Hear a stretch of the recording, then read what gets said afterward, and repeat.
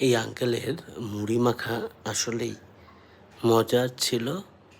আর বেশ গরম রাখার জন্য চানাচুরটা ওর উপরে একটি হাঁড়িতে কয়লা দিয়ে সে আগুনের একটা তাপ তৈরি করে রেখেছে, যাতে চানাচুরটা অন্ততপক্ষে গরম থাকে।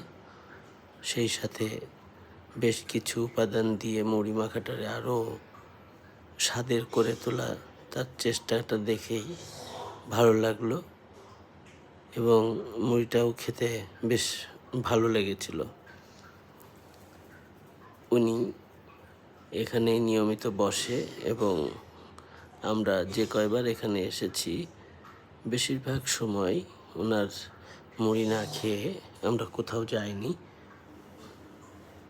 এতক্ষণ যে মুড়ি মাখা লোকটিকে দেখলেন, সে আসলে নিয়মিতই এখানে মুড়ি বিক্রি করে থাকেন।